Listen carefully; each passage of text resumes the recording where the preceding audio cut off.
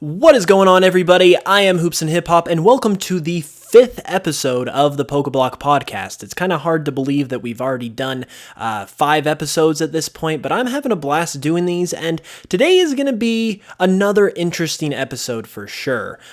Basically, today's topic I want to talk about, and we'll get into kind of the specifics later on, is the question or the discussion of will Pokemon ever die? This is actually a topic I had in mind several weeks ago when I first was starting to put together ideas for the podcast, but it suddenly became a lot more, relevant, if you will, with all the news that we got from E3 about Sword and Shield. Not to say that anything we saw from Pokemon Sword and Shield at E3 is going to indicate that Pokemon's going to die, but obviously, if you didn't hear, there was a lot of news, a lot of buzz surrounding Pokemon, some good and some not so good. To put it briefly, just one more time for people who haven't heard, Pokemon Sword and Shield is not going to have a national Pokedex, not going to have every Pokemon in the game. It's caused a lot of controversy, a lot of discussion, a lot of outrage from fans, and so now that things are kind of we're a week or so removed from E3 at this point. Things are kind of starting to settle down and go back to normal in terms of regular day-to-day activity, I guess. I thought it was worth it to kind of bring up this discussion now that we kind of can breathe a little bit and kind of reevaluate where we're at overall. And so that is what we are going to be talking about today. So yeah, basically, big question, like I said, topic of the day, will Pokemon ever die?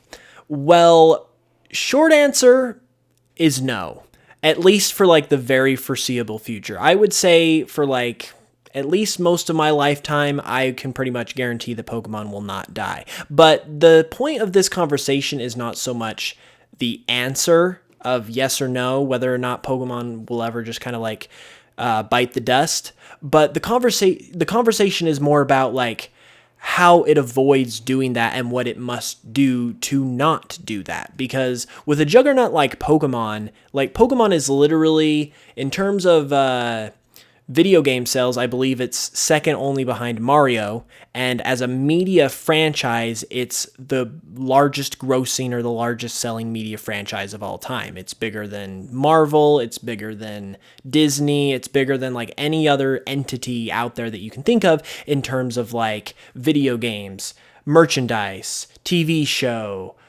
just all that different type of stuff as a huge conglomerate, which is obviously a big deal. So that's not Pokemon is not going to go down without a fight, even if it were ever to see some dire straits. Heck, even if it unimaginably got so bad that it was sold off, for instance, and Game Freak and Nintendo were just we're out, so many people would be lining up out the door to pick up the license for Pokemon. You would see Microsoft, Sony, Disney, just everyone who's anyone would be wanting to buy the Pokemon property, even if Nintendo decided they were done with it. But obviously that's once again, a radical sort of situation. Pokemon is in no way in danger of something like that happening, but with all of this controversy coming about that Sword and Shield's not going to have every Pokemon in the game, and some people are admittedly, in my opinion, being a little too harsh, going a little too far, and they're saying Pokemon's dead to them, they're done with the franchise. That has kind of brought up that idea in my head. With people out there saying that kind of stuff, even if, in my opinion, they are taking it too far, could we ever see the day that Pokemon is not just dead for an individual, but is dead entirely? I think, like I said, it's more complicated than just a short answer no, even though I do believe Pokemon's not in danger of that by any means. And the reason why I say that is because, ironically enough, Pokemon is a franchise, I think more so than any other media franchise, that's all about evolution in terms of its kind of survival, if you will, which is very fitting because the Pokemon franchise is all about evolution, with the Pokemon and stuff. And all media franchises, whether it be a video game series, whether it be a movie series, a book series, just anything and everything, if it hopes to like last a long time and stand the test of time, it's got to go through some changes. It's got to go through a little bit of evolution as it continues to stick around longer, because we'll see with a lot of different kind of like, either you could call them series, media franchises, fads, if you will. They'll come onto the scene and they'll be really popular for like 10 seconds and then they'll go away. That's what happens with most like fads or crazes or phenomenons, however you want to call it, which Pokemon was once one of those at one time. And many people thought at the time that Pokemon first came out in the 90s, when Pokemania was a thing, that Pokemon was just going to be a fad. It would be around for 6 months, 12 months, and then it would go away. Because most of the time, that's what happens. Like, we can even call into mind several things like recently that I can just remember off the top of my head. Like, we've got like PlayerUnknown's Battlegrounds is one that comes to mind. That was a game that kind of burst onto the scene and was really popular with its like battle royale mechanic, and it kind of just went away as fast as it was popular because Fortnite came onto the scene, and then it was like the next greatest and best thing ever. And Fortnite, even though the jury is still out on whether or not it's going to last, because it's only been out like a year, maybe two, it has been able to kind of stick around longer than its predecessor. What's the abbreviation for it? PBG? I don't know. PlayerUnknown's Battlegrounds. It's been able to stay around longer than PlayerUnknown's Battlegrounds has been able to stay around because it kind of had a more dynamic approach to sticking around, in terms of like, there's been several like partner ups, like they did the whole like Thanos thing where Thanos was in the game and different things like that. They've been able to like keep people's attention a little bit more, and that's kind of what you have to do when you're a brand new IP, a brand new intellectual property, in order to survive, especially in today's day and age where everything's so like established in terms of media. If you're a new thing that's coming onto the scene, you have really got to have a plan, and you've really got to have a way of kind of sticking around if you want to be here and be relevant for the long haul. Because if you don't, there's so many like other classic things that people will just go back to that are already established that kind of will just take over, and before you know it, your new latest and greatest fad is never going to see the light of day again.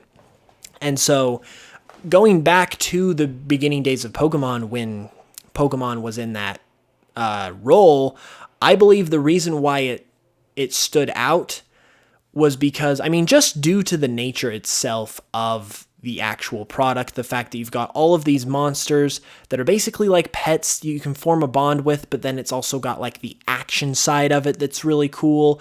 It appeals to both boys and girls, so it's got a universal kind of demographic that it can pull from. It's not just boys, it's not just girls. And then, speaking to that evolution, it's also become a franchise that everyone can enjoy, not only both boys and girls, but young and old. And I think that's one of the key ways that Pokemon's been able to stick around, is because it's been able to kind of transition into a franchise that was definitely directed towards kids to a franchise that is still appropriate for kids, but recognizes its older audience. Because Pokemon is a franchise, and we'll get into this a little bit later, that's been able to retain that original audience that it had all those years ago, even as it's grown, or even as the people have grown and kind of gotten their own lives and have kids of their own. Like, we're essentially all adults, but we're still here because Pokemon is just really great. And I think part of the reason why we stick around is because it's not trying so hard to appeal to kids that we can't still enjoy it.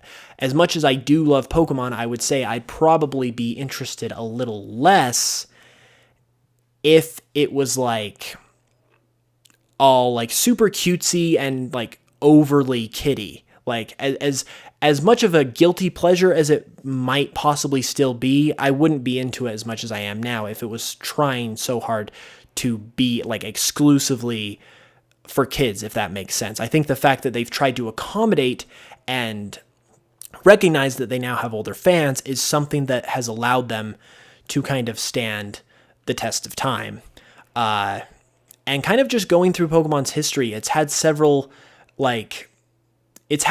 key points in its history that were kind of like growing pains and kind of a test for it to see if it really had what it took to evolve and be able to like stay around. And I think the first major test, if we continue to look back at the history of the franchise, was during Generation 3.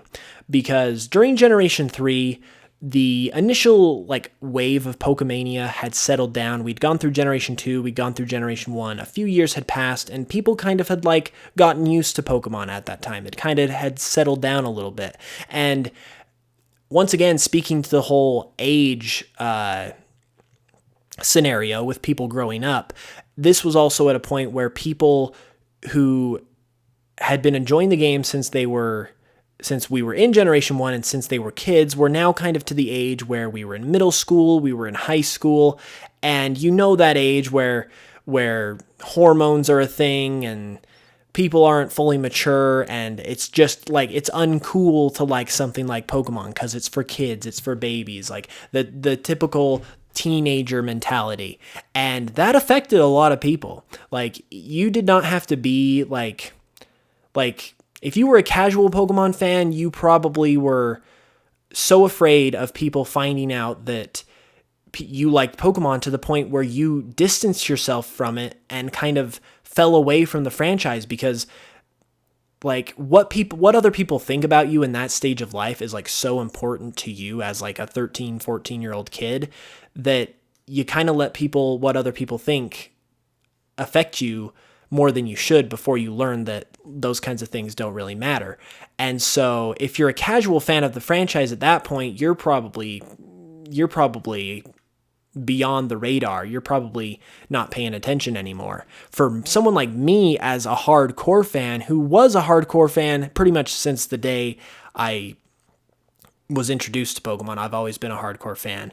But I remember during my Gen 3 experience, I did not even know Generation 3 was a thing until I saw my cousin playing the game like super randomly at a family get-together one time. That was kind of before the introduction of the internet. So, I mean, that didn't really play a factor at all, but it was kind of interesting that it just randomly, like, I was just randomly made aware of it after the game had already been like put out.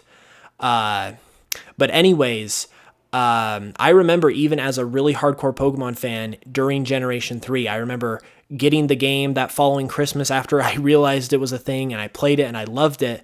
But there was absolutely that part of me that was hiding the fact that I was a Pokemon fan in public. Like, I didn't want my classmates to know that I liked Pokemon. Didn't really talk about it at all in public. Like, I didn't own any Pokemon shirts, no Pokemon like merchandise, like none of that stuff. It was basically just, I buy the games, I have my Game Boy, I tuck it away in like my bookshelf or under my pillow or something, and then I play it when I'm home alone, and I don't talk about it when friends are around. Like, that's like, it sounds so harsh, but that's kind of how it was. And that was kind of a low point for Pokemon. And obviously, dealing with kind of all the social pressures of like society in general and social expectations and their fans growing up and kind of becoming new different people and getting involved with different things, like that is something that Pokemon had to deal with. I would say that's probably the lowest point in terms of like overall popularity that Pokemon has ever experienced. And they responded. They did not kind of back down. They did not kind of just give up, which is ironic considering that Generation 3 was the first generation after the point where Pokemon was originally going to stop, because originally we weren't going to have Pokemon after Generation 2. They were just going to be done with it, but they kept going because it was so popular. So to have this low point directly after they made that decision to commit to Pokemon long term is kind of funny. But moving on from Generation 3, like I said, they did not back down, they did not falter, and they responded, whether it was intentional or not intentional.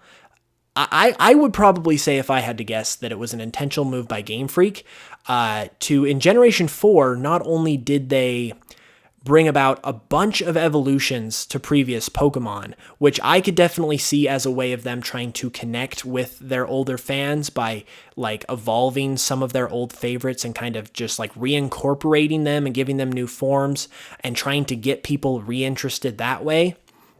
But on top of that, they made a huge change to the competitive scene of Pokemon by introducing the physical special split, which like we had already seen natures and abilities in Generation 3, so we kind of already had that next step in terms of making Pokemon more of a competitive game. But the physical special split and making every single individual move either physical or special, I think was really another moment of Game Freak kind of taking that next step and saying, okay, we want this to be a competitive franchise. This isn't just about a game that's just playing through the main story. We want people to really want to work with their Pokemon, train with their Pokemon, and be like real Pokemon masters in real life. That's a thing that like Game Freak was committed to having. And obviously if it was just going to be a matter of like sticking to targeting small children, ages 6 to 10, 12, whatever you want to call it,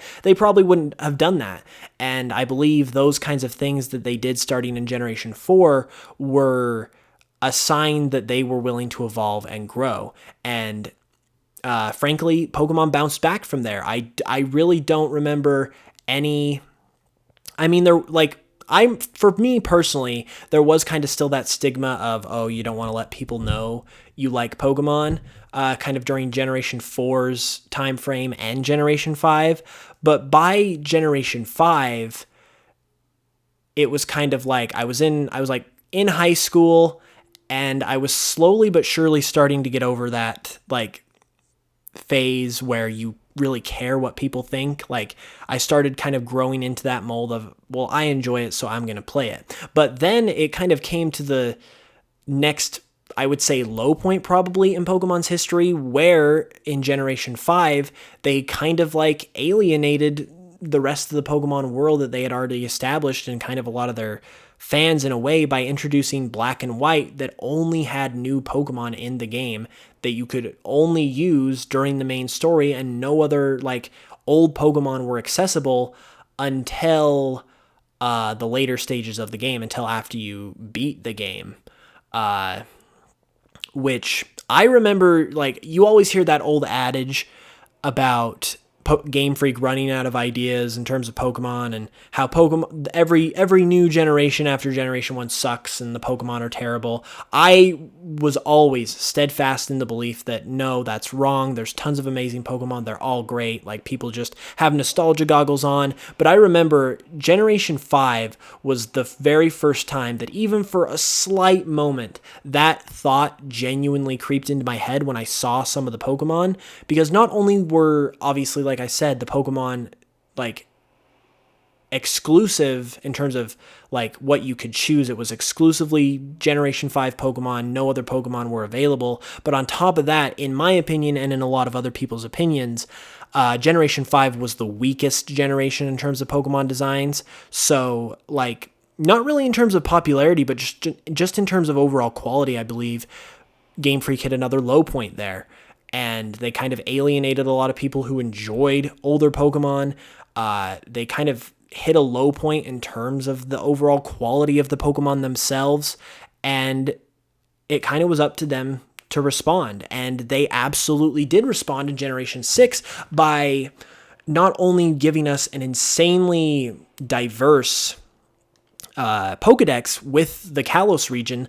Like it had Pokemon from all generations. It had something like 400-ish Pokemon total. It was a great Pokedex in terms of variety and quality, but on top of that, they also introduced Mega Evolutions, which was specifically about giving new forms to old Pokemon and kind of giving older Pokemon the spotlight again, like we saw with Generation 4, which was the generation coming off Game Freak's prior struggle with Generation 3. So this was another effort on their part to once again evolve, quite literally with Mega Evolutions, and introduce something into their franchise that can not only show people that they're committed appealing to like the people that buy their games and have bought their games since the beginning, and as opposed to just targeting little kids.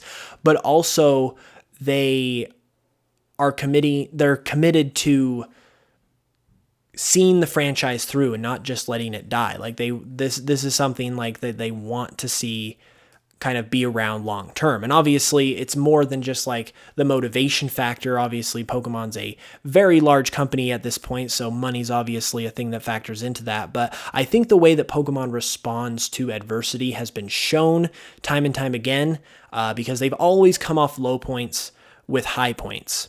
And that brings us into Generation 8, where it's kind of sad that we're having this discussion before Generation 8 is even started, because by all accounts, like this whole National Dex situation has just been a black spot on an otherwise shining trophy that is Pokemon Sword and Shield. Everything else about Pokemon Sword and Shield looks phenomenal, and basically anyone would tell you that. From the graphics to the scope of the game to the Pokemon designs we've seen so far, it all looks phenomenal. And it's unfortunately getting overshadowed right now by this issue.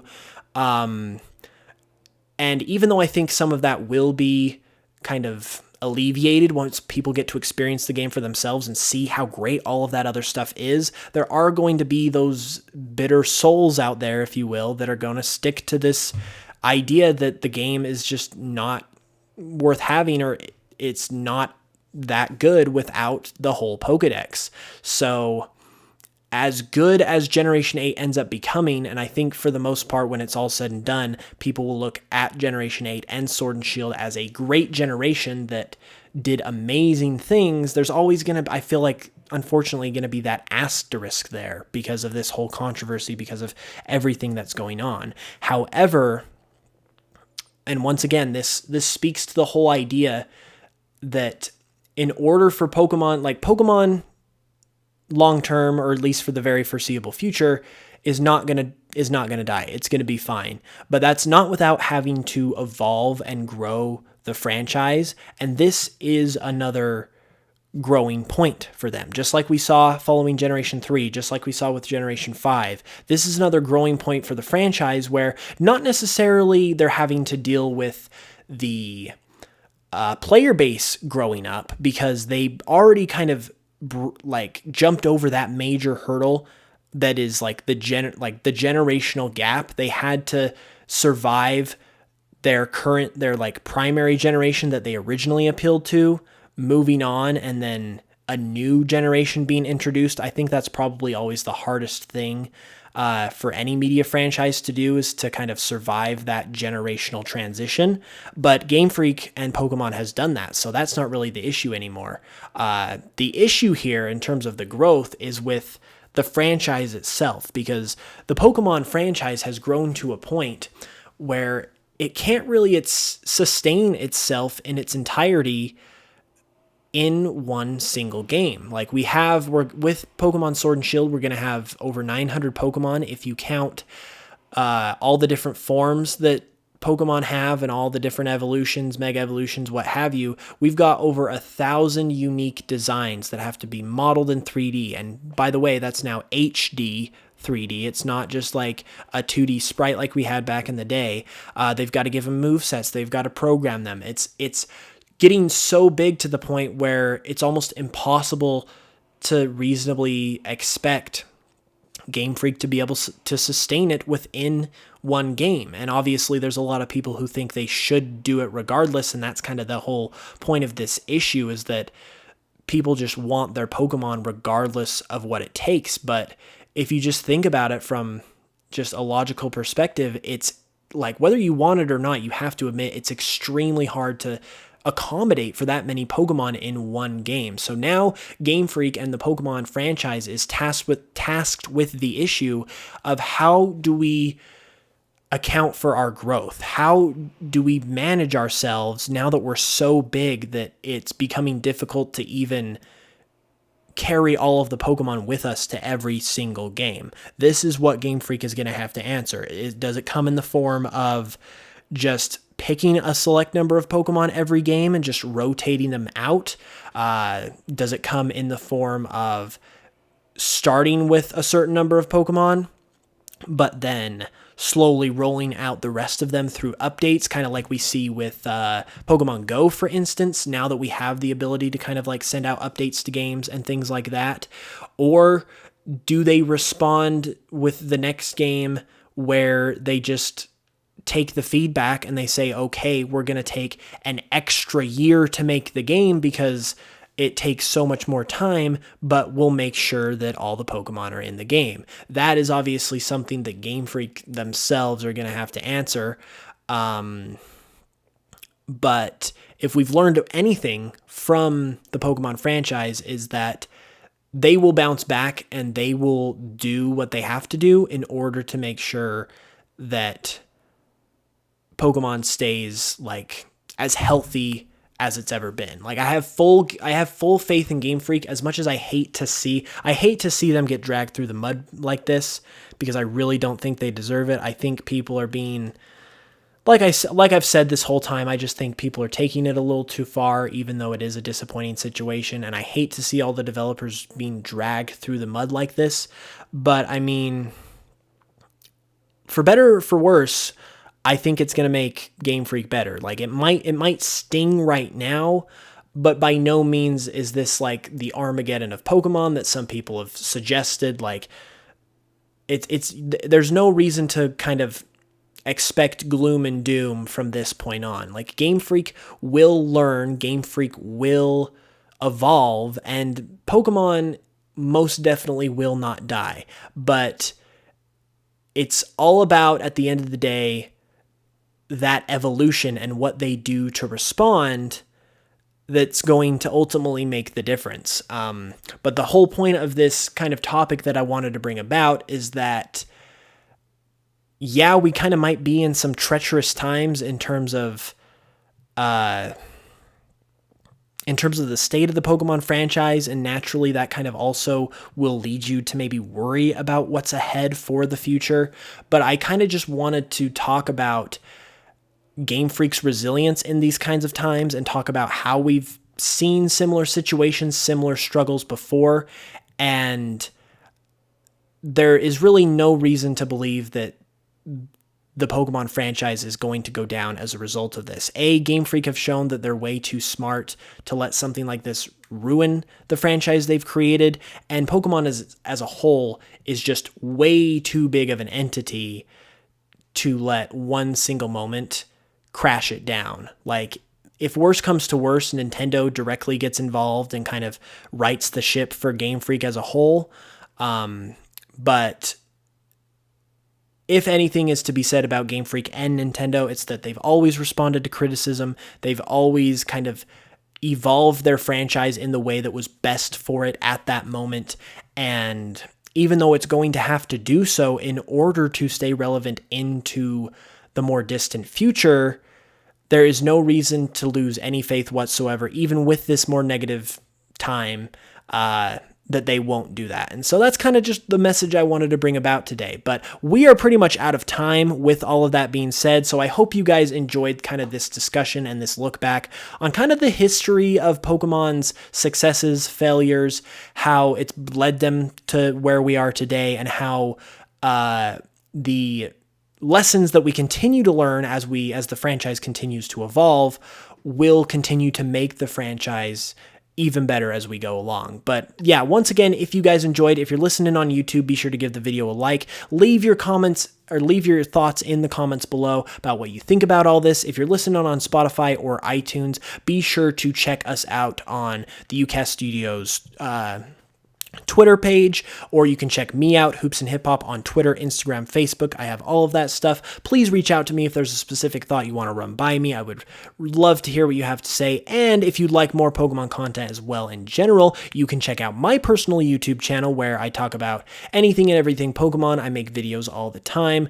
We're going over Sword and Shield. It's a really great time, and I would love to see you there. So Pretty much with all that being said, I hope you guys had a great week this last week. We will be back next Friday with even more Pokemon discussion. And as we continue to get more Pokemon Sword and Shield news whenever it comes out, that will always be a topic of discussion as well. And in the meantime, we'll have kind of nice, interesting conversations like this. So if that's something you're looking forward to, definitely hit that subscribe and follow button on the UCast Studios page. Tune in next Friday for another episode. And with all that being said, I've been Hoops and Hip Hop. You guys have been amazing, and I will see you all in the next one.